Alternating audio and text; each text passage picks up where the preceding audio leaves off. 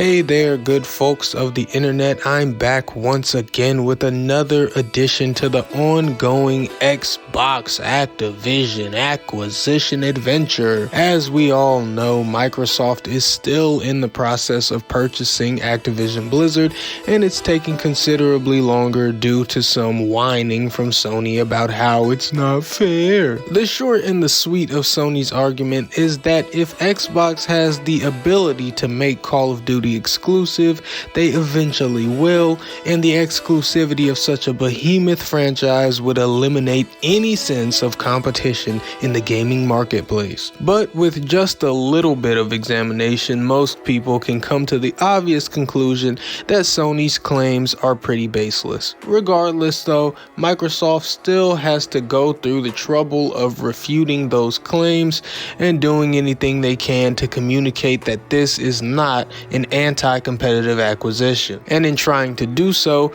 head of Xbox, Phil Spencer, said something that we already sorta knew to be true, but we might not have expected to be admitted. He basically said that being on Game Pass hurts games sales. And while the average percentage that game sales are reduced by was redacted, Spencer confirmed that base game sales for games on Game Pass are reduced by that redacted percentage for roughly the first year after they appear on Game Pass. Now, like I said, we already knew this. I mean, it just makes sense, you know? You're part of a subscription, so you sell a bit less traditionally, you know? But we didn't expect this truth to be coming straight from Phil Spencer anytime soon, especially because he said very different things in the past. In 2018, Phil Spencer said, and I quote, "When you put a game like Forza Horizon 4 on Game Pass, you instantly have more players of the game,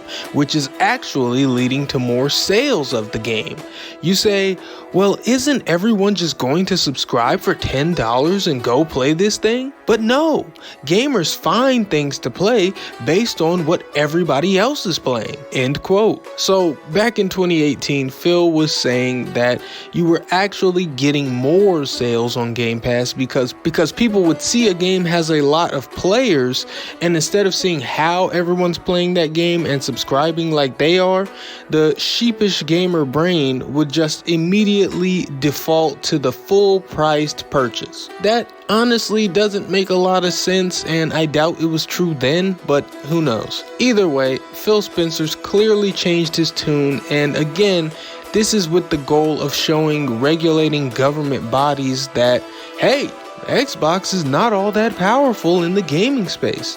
Look, we have sucky sales because we put games on Game Pass. We suck. So no way we do that with Call of Duty. You know, the whole strategy is just Xbox shit-talking itself and trying to be perceived as so insignificant that they can finish their big power play.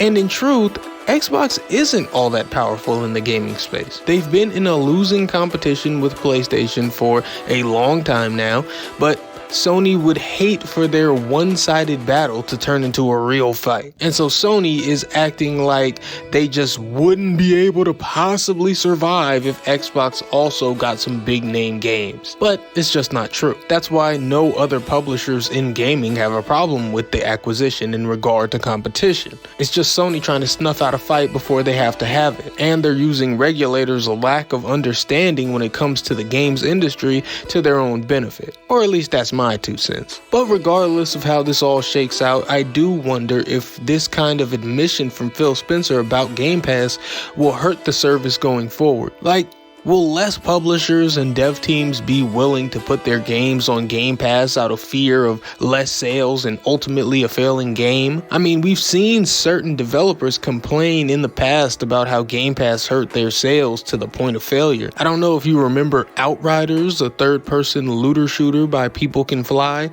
They cited a major part of the game's poor sales as being from its presence on Game Pass. But at the time, Phil Spencer and Xbox were still denying that Game Pass was a detriment to sales. So they could just write it off as, those losers are trying to pin their failure on us just because no one wants to play their game. But now, in light of Spencer's recent statements, the public perception may shift to, oh, maybe those Outrider guys had a point. I don't know. I guess we'll see. I still think this acquisition will go through eventually because there just isn't any actual reason for it not to, aside from the fact that Sony doesn't like it. But what do I know? I'm no expert, and we'll probably find out soon enough anyway. Well, there you have it, a short little video on this weird situation, but that's all from me for now. Until next time, I am Waifu Belector. I am just a normal guy. I like hentai, and Game Pass ruined my sales. Goodbye.